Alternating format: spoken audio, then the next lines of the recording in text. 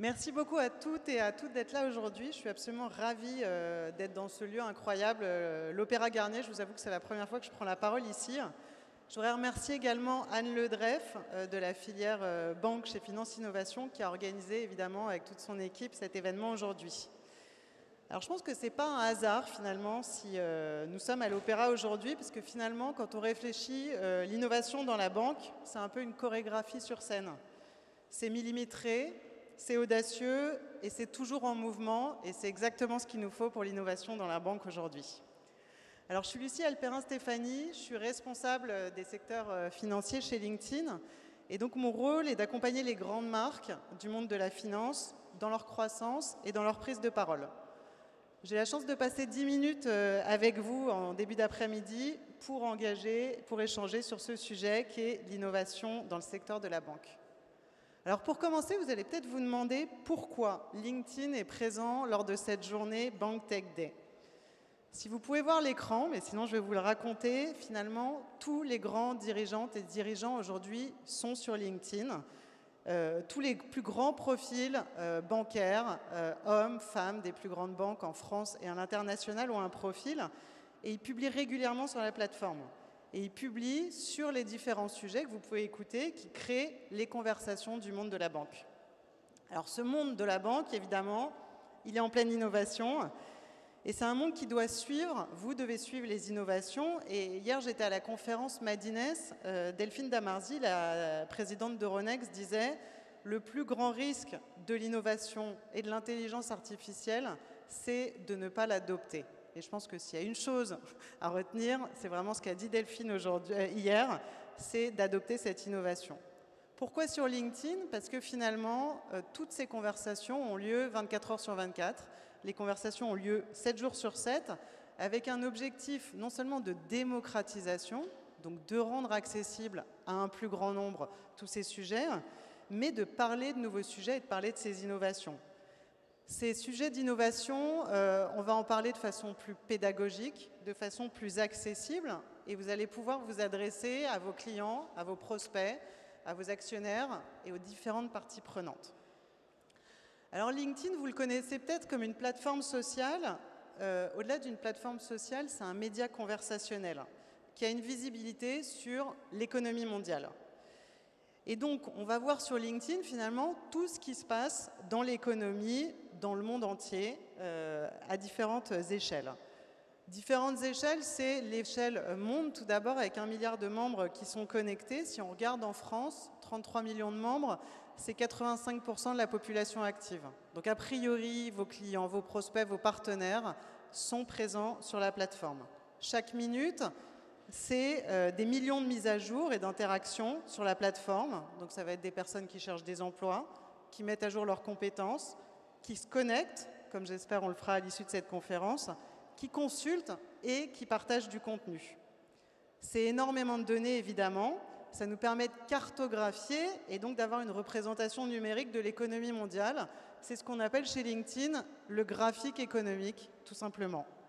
Donc qui va vous offrir des informations sans précédent sur ce qui se passe dans le monde du travail, mais qui va aussi vous permettre d'identifier des tendances émergentes. Donc si je dois résumer l'utilisation que vous devez faire de LinkedIn aujourd'hui, c'est finalement un baromètre de l'économie mondiale. Et c'est à partir de ce baromètre que j'ai fait réaliser une étude pour vous aujourd'hui. Donc une équipe d'analystes chez LinkedIn a travaillé sur les grands mouvements liés à l'innovation dans le secteur bancaire. De façon beaucoup plus simple, qu'est-ce qu'on a fait? On a regardé les tendances, les mots-clés qui étaient le plus utilisés, qui étaient le plus en vogue sur la plateforme et par quel type d'audience. Quel type d'audience? Ça veut dire est-ce que c'est par des directions générales, des fonctions commerciales, des fonctions marketing? Comprendre les mouvements, donc ce graphique économique et comment ça va se passer sur l'univers bancaire. Alors qu'est-ce qu'on retient? On retient 3 premières choses, tout d'abord au niveau mondial. Très bonne nouvelle, on est dans un monde d'incertitude économique, politique, environnementale, mais pour autant, les interactions dans l'industrie bancaire sont en très forte croissance. Et à juste titre, en période d'incertitude, vous avez besoin, vos pairs ont besoin d'aller comprendre ce qui va se passer sur le marché, ce qui va se passer chez vos concurrents, et donc s'inspirer de ce qui se passe. Donc les gens publient et sont à la recherche d'informations sur la plateforme. Deuxième tendance, je vais vous parler d'un mot qu'on adore utiliser, la génération Z. Je ne sais pas s'il y en a dans la salle, c'est pas sûr. La génération Z sont les personnes qui sont nées entre 90 et 2010. A priori, je ne vois pas de main levée. Pourtant, cette génération, ce sont vos clients d'aujourd'hui, mais ce sont surtout vos clients et vos interlocuteurs de demain. Ces personnes, cette génération Z, on a plutôt tendance à penser qu'elle va se retrouver sur des réseaux comme TikTok et sur Instagram. Pourtant, aujourd'hui, en France, ils sont 10 millions sur la plateforme et ils viennent chercher des informations, ils viennent se nourrir de ce que vous pouvez leur dire et ils viennent écouter ce que vous avez à leur dire. Troisième tendance, l'intérêt dans un cadre pour faire adopter ces idées. Le LinkedIn est un réseau de confiance sur lequel vous allez publier en étant observé, regardé par vos pairs, par vos collègues, par vos collaborateurs, par des clients. Donc finalement, les informations sont là pour être diffusées, pour être des informations de valeur. Et c'est pour ça que sur le premier écran, quand je vous montrais toutes les directions générales qui prennent la parole, on voit ce boom de publication. Quatrième tendance, et je vous avoue que j'étais moins à l'aise pour la présenter, notamment avec ce qui se passe aux États-Unis avec le président Trump, c'est la RSE. À la RSE, je me suis posé la question, comme bon nombre d'entre vous certainement, est-ce qu'on est sur un sujet qui était tendance, et malheureusement, on n'a plus les moyens en ce moment de communiquer là-dessus, ou est-ce qu'on est sur un sujet de fond? Donc on a regardé avec les analystes un peu plus en détail ce qui se passe sur ce sujet. J'aurais que vous reteniez 3 chiffres importants. Premier chiffre, 59% des investisseurs et des gestionnaires d'actifs intègrent de plus en plus de produits qui sont orientés vers des critères RSE dans leur processus d'investissement. Donc, aujourd'hui, les investisseurs sont prêts à payer plus, des prix plus élevés pour avoir des produits à maturité RSE élevée qui sont plus en adéquation avec leurs priorités aujourd'hui.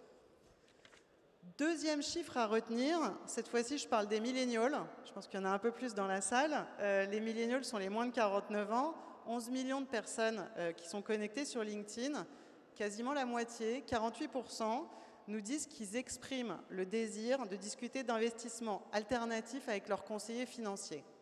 Et pour finir sur ce sujet, un tiers d'entre eux utilisent fréquemment, voire exclusivement, des produits d'investissement utilisant des critères RSE. Donc ce qu'il faut retenir, je pense, dans cette nouvelle génération d'investisseurs, c'est qu'ils vont tout de même privilégier de manière croissante des placements qui sont quasi exclusivement axés sur la durabilité environnementale. Et je crois d'ailleurs qu'en même temps que je parle, dans l'autre salle, on parle de ces sujets, notamment d'économie verte. Au-delà de ces tendances qui se trouvent au niveau monde et qu'on voit très fortement au niveau France, j'ai voulu aller regarder ce qui se passait chez nos voisins qui sont réputés pour être plus en avance que nous sur ces sujets, à savoir les États-Unis et l'Asie. Alors, ce qu'on observe aux États-Unis et en Asie, c'est clairement des discussions encore plus importantes autour des sujets tech que chez nous. Tout ce qui est machine learning, IA, tous ces mots-clés qu'on entend et que vous allez entendre certainement toute la journée, sont les mots-clés qui sont les plus utilisés. Maintenant, est-ce qu'il y a des sous-tendances? Et là, c'est intéressant. Aux États-Unis, on voit que tout ce qui tourne autour de l'innovation, immédiatement est accompagné de sujets autour de la gestion de risque et de la cybersécurité, qui est le deuxième mot-clé qui vient immédiatement après ce sujet innovation et IA. Et quelles sont les fonctions, quels sont les types de profils qui vont le plus interagir sur ces sujets? Finalement, des fonctions beaucoup plus centrales dans les entreprises, à savoir les fonctions finance et les fonctions commerciales. Si on fait le même exercice maintenant en Asie-Pacifique, donc même mots-clés, même étude, on voit des tendances un peu différentes qui vont ressortir avec des mots-clés autour de tout ce qui est fintech et blockchain. Donc on voit qu'on est encore plus technique. Et moi, ce qui m'a amusé finalement et surpris dans cette étude, c'est que là où aux États-Unis, on était sur des fonctions finalement beaucoup plus classiques, donc commerciales et finances, en APAC, on voit que les fonctions qui sont le plus autour de ces sujets tech sont les fonctions BizDev et ingénierie. Donc, en conclusion, ce que je voudrais vous dire, et comme je le dis à mes clients, il ne faut pas absolument s'emparer de toutes les innovations qu'on va voir à l'étranger, ni aller chercher à tout prix à aller faire pareil. Il faut regarder sur LinkedIn, finalement, les sujets qui intéressent vos audiences, qui parlent à vos interlocuteurs, qui parlent à vos clients d'aujourd'hui, mais surtout à ces clients de demain, donc cette fameuse génération Z, et qui interagit avec certains centres d'intérêt. Ce que je vous invite à faire, c'est collaborer avec vos équipes afin d'avancer sur un message unique qui est différenciant.